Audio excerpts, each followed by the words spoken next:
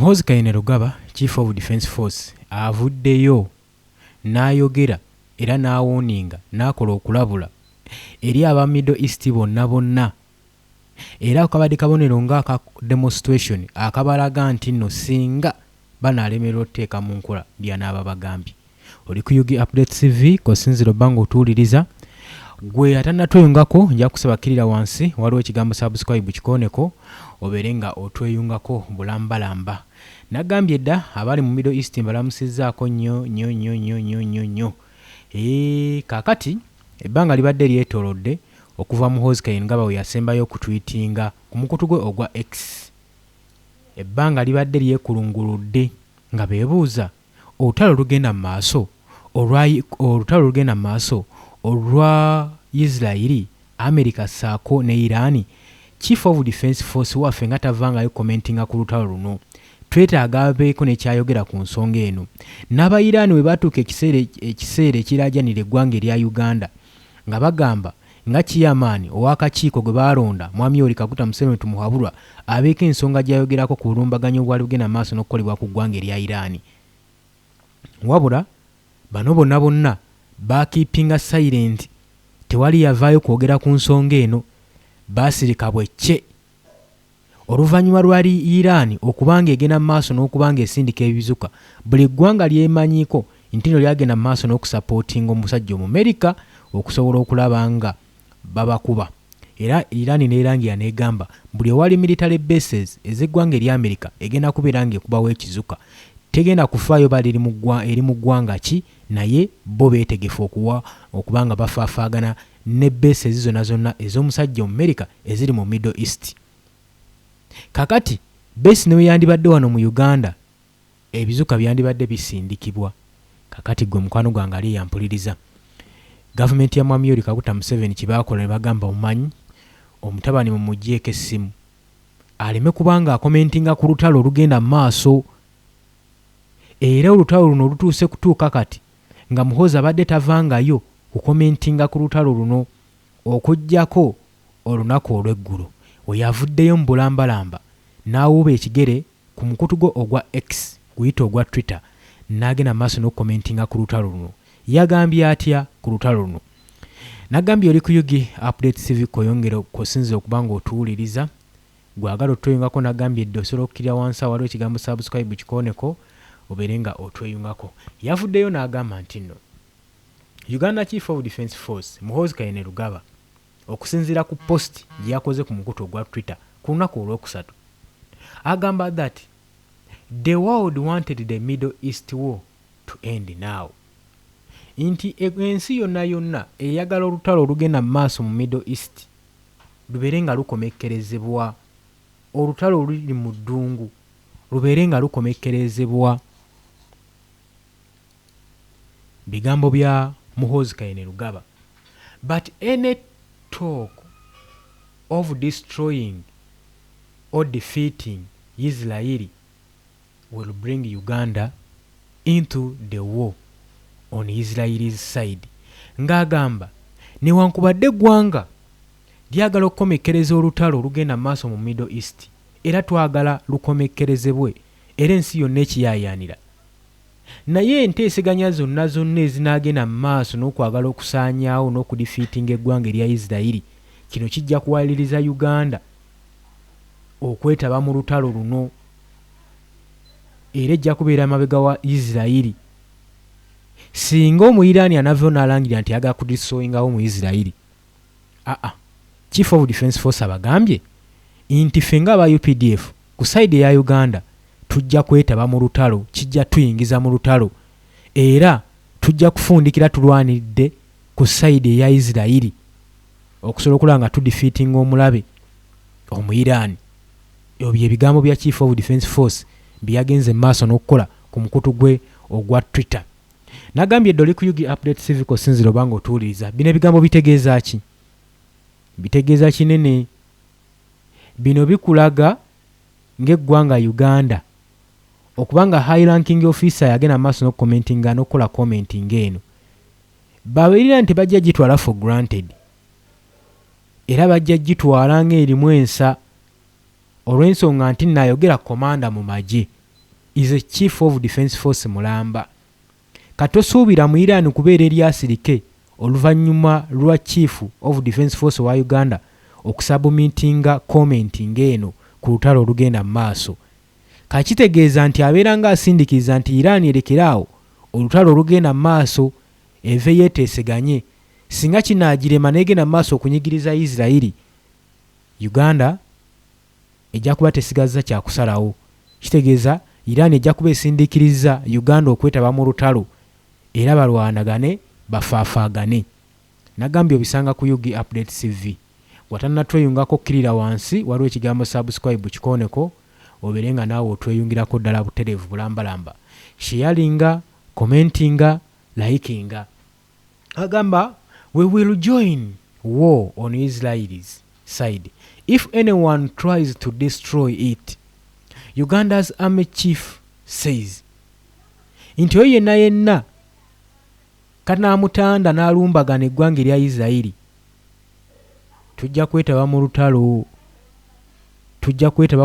era tujja kubeera ku sayidi ya Isirairi tusobole okuba nga tulwanyisa omulabe bye bigambo Muhoozi Kainerugaba byasoose okwogera bukyanga olutalo luno lutandika wakati w'eggwanga erya Amerika Isirairi saako ne Iran kirekawa Uganda Uganda tandika okweraliikirira kubanga mu Iran tazannya waddembe okusindikayo mu Uganda wano ekizuka saawa yonna kyemwayagalizanga embazzi kibuyaga basuulidde abamu badde mbalaba ku mikutu egya social media TikTok muvaayo mugamba naye chief of defense force waffe nga tavangayo kulangirira ku nsonga eno nga tavangayo kwogera ku lutalo olugenda mu maaso mu Isirairi kakati avuddeyo alwogeddeko abagambye ate avuddeyo n'enkola mpya agambye bino abikooye akooye okulaba olutalo mu Isirairi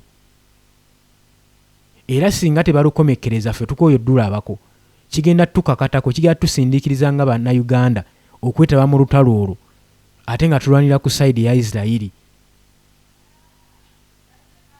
ebyo bye bigambo bya chief of defense force si bitono si byangu wabula bikulaga engeri jagetinga involved oba gyali interest ne muno olutalo era nga yalaze ddani sayidi gyagwa mu lutalo luno kakati awo nkugambidde nti birungi si birungi ne wabula era ku sayidi endala sigwe gusoose Muhoozi Kainerugaba okukola comments ezifaanaganako west nga zisindika amawanga amalala okugeza comment yakola nga asindika mu ggwanga erya Kenya eggwanga erya Sudan ng'eyabagamba yabasuubiza batwalira olutalo singa tebakomekereza lutalo naye era kyekyaba tetwakirabako ebiseera ebisinga tweets ze zitirakoma mu bigambo nejjukira tweet waliwo tweet eyazaala kalumanywera gyeyagenda maaso n'okupostinga ku mukutu ogwa Twitter n'agisangulayo omwaka guno mu myezi ng'ebiri mabega mwezi nga ebiri emabega awo ng'agenda maaso n'okugamba nti agenda kuba asala diplomatic ties zibalina n'eggwanga erya Amerika kubanga Amerika ebadde ensaala ennyo mu kukusa Robert Kyagulanyi Ssentamu ebigambo ebyo byamuzaalira kalumanywera era ambasada w'eggwanga erya Amerika Jim Rees yagamba yakulosinze red line sibi ebintu byogenda okuba ng'oyogera Amerika si eggwanga lyogenda okuba ng'ozanyirako okuba ng'otiisatiisa security yaabwe ogambe nti bino ffe tukuleke bulesi era baagenda maaso n'okwongera okusanctioninga Muhoozi Kainerugaba n'eggwanga Uganda kakati kyenvudde nkugamba bino nti tutwala bigambo bino kubeera for granted kifuwa mwasobola okuba nga anyumirwamu naye ababiwuliriza n'ababiraba bo tebasuubira nti nno kuno kunyumirwa ensonga bagitwala okubeera serious era ojja kulaba saawa yonna tulinze eggwanga erya Iran oba erya Isirairi oba erya Amerika nga respondinga oba eiza bajja kwetaaga obuyambi bwa Muhoozi Kainerugaba byonna tulindiridde ffe we tuli okugakutuusaako nagambye dde oli ku Yugi Update TV kosinzira okuba ng'otuwuliriza kakati okuzzaako ku sayidi endala era Muhoozi Kainerugaba avuddeyo n'alangirira kikyalangiridde ku luno ate nabagambye tugenda kuba nga tubawa information Muhoozi Kainerugaba avuddeyo era n'alangirira eggwanga eri Uganda saako n'erya Democratic Republic of Congo bino wammanga era avudde mu butongole n'agamba Uganda egenda kuba withdrawing troops zaayo okuva mu positions mu Eastern Democratic Republic of Congo.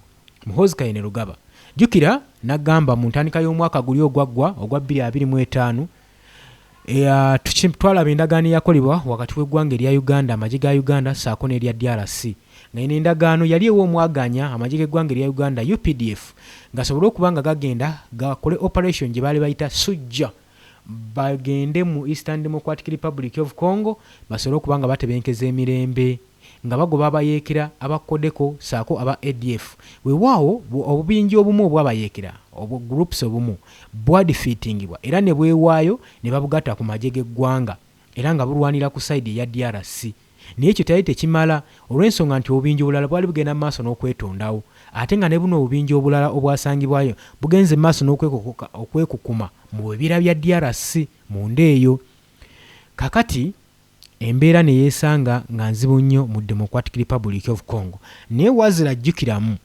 Muhoozi atugambye bagenda ku withdrawing amagye gano okuva mu positions eza Eastern Democratic Republic of Congo naye tannaba kuba wa nsonga lwaki ba withdrawinga ensonga sinnaba kuba nga njibatera ku mmeeza era ngenda kuba nga njibaleetera olowooza ki ekituusizza Muhoozi Kainerugaba okulangirira kino ki ekiyinza okuba nga kitwalaganya amagye ga UPDF okuba nga ba withdrawinga mu Democratic Republic of Congo ate nga obutabanguko bwe bagenda maaso n'okustabilizinga tebunnaggwa kati ensonga yiino wammanga ezimu tujjukira bulungi nnyo kati ino point omanyi okumanya okujja wano ku Yugi Update TV ensonga twalaba nga amagye gano aga Uganda gayiiriddwa mu bitundu ebya Ituri Buvuma mu Democratic Republic of Congo wabula okuttibwa okwagenda mu maaso okuwaanyisiganya kw'amasasi emmundu n'ebikompola ebyavuga waliwo obubingi obumu obwetondawo mu batuuze mu balokozi mu Eastern Democratic Regions nga balabanga ensonga eyayingiza amagye ga Uganda endala nnyo tebali ku mulamwa era bo ne basalawo okuyeekera amagye g'eggwanga erya Uganda akabinja akamu akaali akasooka okuvaayo ke kakkoddeko ne kalwanyisa eggye lya UPDF nga babagamba muve mu regioni zaffe kubanga mwe musinga otteeka obutabanguko mu ggwanga lyaffe nga bo tebalabanga bano abazze okubalwanira balabanga bazze okuteekawo obutabanguko n'okwefuga ebirombe by'obugagga ebiri eyo mu Eastern Regions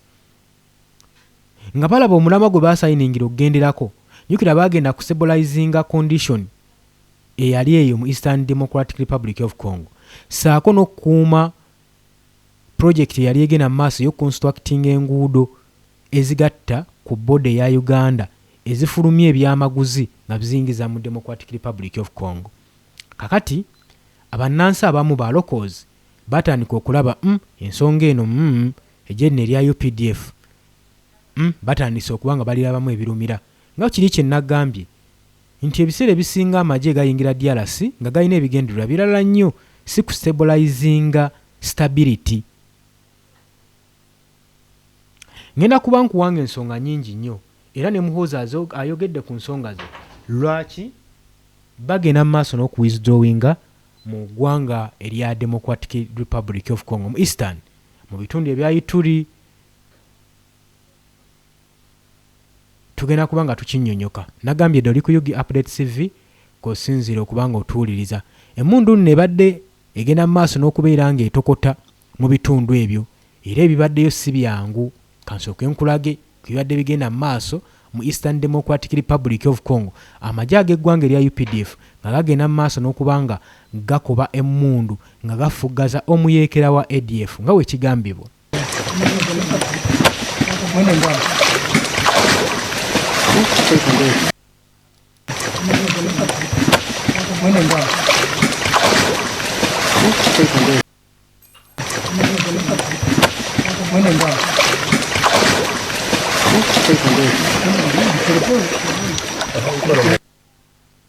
embeera yeeyo eri mu Eastern Democratic Republic of Congo abajaasi bano aba UPDF gye badde bayitamu nga bagenda mu maaso n'okulwanagana n'abayeekera abagambibwa nti nno basalako ebitundu ebisinga mu Eastern Democratic Republic of Congo regions era emmundu ebadde egenda mu maaso n'okuba nga etokota buteddiza.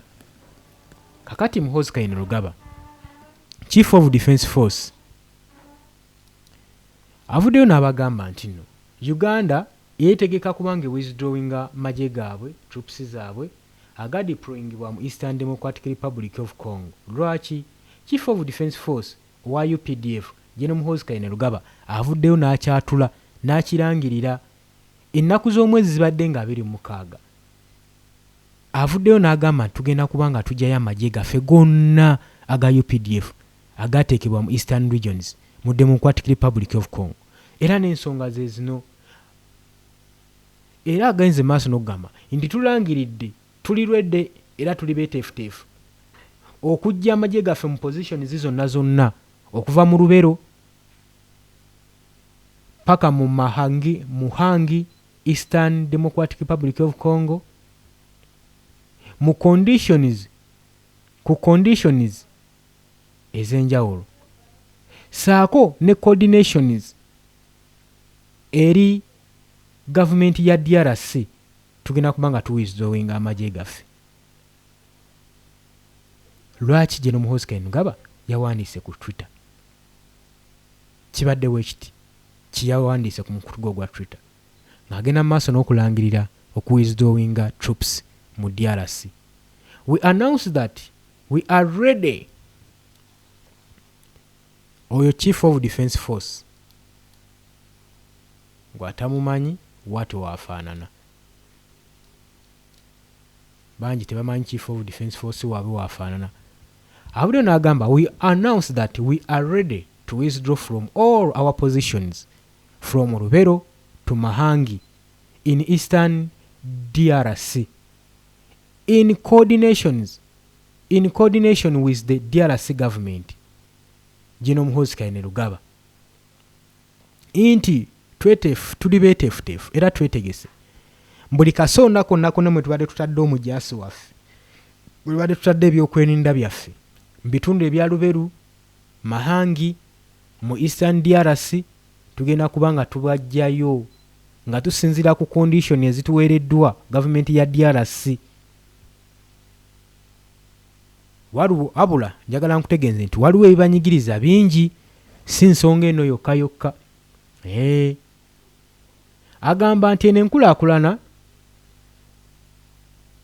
ezza oluvannyuma lwa tension okubeerawo wakati w'amagye g'eggwanga erya Uganda saako ne ba local authorities mu areas ezo nti waliwo obuvuvuŋŋano obwabaluseewo eri abakulu ab'ekitundu mu DRC ab'oku byalo saako ne UPDF troops.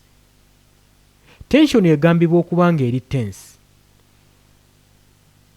era kigamba obuzibu buva mu Ituri areas. Military Governor Lieutenant General John Luboya Nkashama yavaako obuzibu era ze zimu ku nsonga lwaki bagenda maaso n'okubanga bakola ki bakwatamu obwanguwa babulira ebitundu bino. Bagamba tugenda kubanga tukwatamu obwaffe munnange twabulira ebitundu bino olw'ensonga nti nno entegeeragana teriyo wakati wa Lieutenant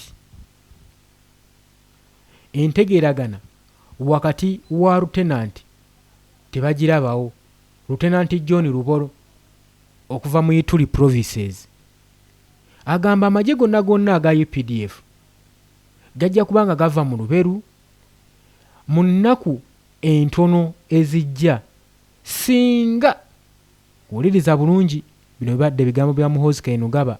Agamba amagye gaffe aga UPDF gagenda kubanga gaggyibwayo mu bitundu ebya Luberu mu nnaku ezijja maaso entono singa gavana wa Ituri takyusibwa.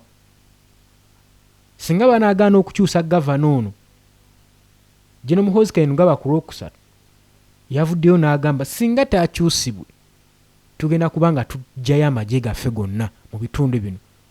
Tetugenda kuddamu kustabilizinga condition ebadde egenda mu maaso. Babyerwanire. Agambye babyerwanire. Agamba kitegeerekeka nti ttiimu ebadde eteekawo friction eya General Nkashama egenda mu maaso n'okubanga eteekwa akazito ku ggye erya Uganda.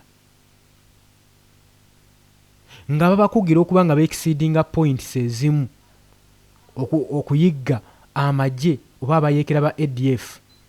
Agamba ono general ono lieutenant governor agenda mu maaso n'okubeera nga atukugira tuleme kweyongerayo eri munda nga tuwenja abayeekera bano aba ADF atuwe ekkomo we tulina okukoma. Kyokka nga ate ffe mission yaffe yakubanga tufuggaza muyeekera buli kasonda kansi mwali mu Democratic Republic of Congo. Embeera no yene egenda mu maaso mu DRC kamala okuterako akatambi kano kekkaanyi olabe ekigenda mu maaso, olabe embeera mu Democratic Republic of Congo. Nagambye doli ku Yugi Update TV ko sinziro bango otuwuliriza gwagala twengako kirira wansi waliwo ekigambo subscribe kikoneko ojja kubanga osobola bulungi nnyo otwegattako. Njagala tubeere nga tukoota buliro olabe kiki ekigenda mu maaso mu Eastern Democratic Republic of Congo n'eggye lino erya UPD.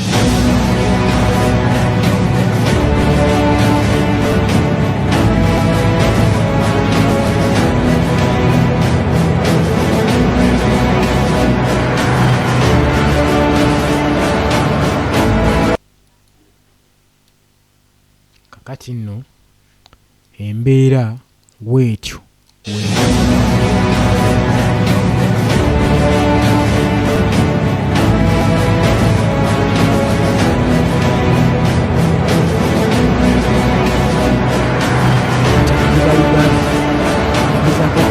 vaayo gasembera okujjayo okuva mu nderi gye badde bagenze ennyo okusobola okulaba nga bajjayo ebyokulwanyisa byabwe troops zaabwe amagye gaabwe olwa gavana olwa Kalelembe embiranye eri wakati wa gavana saako n'amagye g'eggwanga erya Uganda. Bagete bagenda kusika muguwa kibagende maaso n'okuwisdom nga singa gavana anaba takyusiddwa ffe tetugenda kubanga tusikanga n'omuguwa ne gavana oyo. Wabula ffe kyetugenda okukola katuwisdowing troops zaffe tuzijje mu Eastern Democratic Republic of Congo. Buli omu asigaze emirembe gye.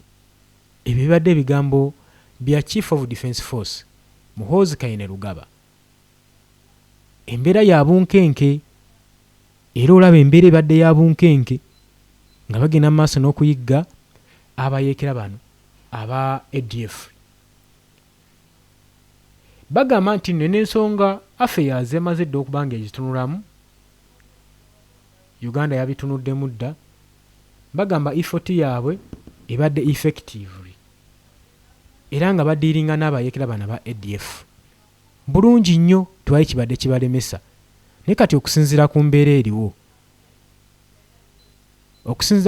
eriwo n'ebigenda mu maaso tulabika okuba tetukyayinza tetugenda kusikangana mugwa na babuyinza mu ggwanga eritali lyaffe ate ffe twajja buzi tuli ku ndagaano. Report indicatinga nti gye buvuddeko Lieutenant General Nkashama yastopinga UPDF okukozesa azinda saako ne Kalomba border post okusobola okulaba bano nga bapureshalinga oba nga bateeka abayeekera ba ADF mu mbeera ku bunkenke. Generali ono yabastopinga okukozesa border post eya Anzida saako ne Kalomba border. Kati nga balaba tebajja sobola kutuukiriza mirimu gyabwe bulungi nnyo. Wabanga Lieutenant General ono abagaanyi abastopinze agamba nti General Muhoozi Kainerugaba agamba then tuba tetulina kyakuzzaako muba muyingiridde ebyokwerinda byaffe tuba tuli unsecure. So kye tugenda okukola katuwisdowinga amagye gaffe gaveeyo tetulina kyakukola. era kigambibwa nti nno ripooti yalipootingiddwa dde okuva President Felix Tshisekedi recently gye buyise emabega, era nga Felix Tshisekedi alikwesitinga Uganda okubanga tajja kubeera nga ateeka wansi Lieutenant General ono Nkashama, tajja kubeera nga agibwako ku bwa gavana. Era request ya Muhoozi Kainerugaba eri Tshisekedi okubanga ajjawo gavana ono Lieutenant, ekirowoozo yakirejectinze, teyakiguze, n'agamba tetugenda kubanga tukijjawo. Era General Muhoozi Kainerugaba yavuddeyo na reconfirming relationship yaabwe wakati w'eggwanga erya Uganda saako n'erya DRC. Bagamba nti nekyasigadde ng'eri strong newankubadde operation ezeemu ebirumira. Jjukira operation eno gye bayingiramu nagambye bagiyingira mu mwaka ogwa 2021 weyatandikira endagaano eyasooka. Uganda netandika okubanga erankinga joint military offenses saako n'amagye g'eggwanga erya DRC, aba armed force mu Democratic Republic of Congo ne badeployingwa mu eastern regions nga n'ekigendererwa basobole okubanga ba eliminating abayekera ba ADF mu territories ezibeesingiddwemu eziri mu eastern DRC, era ne bateekawo action ey'amaanyi, era babalumba nga bayita mu bbanga nga bastrikinga mu ngeri ez'enjawulo okusobola okulaba nga balwanyisa obuyeekera buno. So omulimu gwe badde bakola mu DRC gubadde gwa ttendo, tetujja gunyooma. Naye wabula General Muhoozi agamba engeri gye bagaanye okuba nga bakyusa gavana ate nga gavana akugira operation zaffe, tugenda kubeera nga tuyizowinga amagye gaffe okuva mu bitundu bino. Agamba bagenda kuba nga bawithdrawinga amagye gaabwe okuva mu bitundu ebya Ituri mubadde abayekera ba ADF basobole okuba nga baddizibwa ewaka ku butaka kubanga tebagenda sobola kusikanga na muguwa. Era tujjukira bulungi nnyo strikes zino ezaakolebwa ku ground. Amagye saako amagye ga Uganda ga UPDF n'amagye ge DRC nga bagenda mu maaso n'okuyigga omuyekera wa ADF mu Eastern Democratic Republic of Congo bakola campus nnyingi nnyo. Naye agamba senior commanders ba senior fighters battibwa, bakwatibwa, abamu ne battibwa, abamu ne bawambibwa, bafuniddemu ebizibu bingi nnyo. Newankubadde okubanga UPDF n'abayekera bana ba M23 buli omu abadde alaga ku kyayina ku munne, nga bayekera bagenda maaso n'okwadoptinga moves ez'enjawulo nga basemberayo nga bawamba mu areas ezimu nga badda ku border post ezo amagye g'eggwanga erya Uganda gye badde baagala okugenda. Tetumanyi waki Lieutenant ono agaanye eggye erya Uganda okweyongerayo okuyigga abayekera bano. Ensonga eyo naye esaanidde okuba nga enoonyerezebwako. Naye ng'embeera bwetyo weekyali, Muhoozi Kainerugaba agamba tugenda kuba nga tuggyayo amagye gaffe okuva mu territories mu traditional bases eziri mu Northern Kivu, Beni territories, omwo mubadde abayekera ba ADF. Twayingira Ituri provinces okuva mu mwaka gwa 2021 era tubadde abajaasi bano tebakyali mu territories zino nnyo, mubadde mukyerabirako. Naye kakati tubadde tukoye okuba nga tubalindirira, tubadde twagala tugende tubafuugaze eri yonna gye bali tubalumbeyo, of which Lieutenant n'agaana, ate Felix Tshisekedi n'agaana okiteekako omukono. Ngulowooza Tshisekedi mutuufu mukyamu, nsonga ki gy'alengedde waki aba agaana okuteekako omukono okugoba gavana ono? Abadde abakugira kukola biki? Tugambe nti no waliwo operation endala ezibadde zikolebwa n'eggye erya Uganda, gavana ono ze yatunudde n'agamba mukomaawo. Waki badde baagala nnyo okulumba ku border post ezo? Kati nno embeera yeeyo. Ekyo kikuwa kiri kye nagambye nti abantu bano baagala nnyo okwesooka obufu obusava. Kati border post singa UPDF badde wambye border post kibadde kijja giyambako ate okukusa ebintu bingi nnyo okuva mu Democratic Republic of Congo. ako nako sigambye nti no wekiri naye ekirowoozo osobola okujja mu comment section n'otuwa endowoozayo gwe nga woobiraba naye nga mbaagaliza olunaku olulungi mbaagala nnyo mweraba.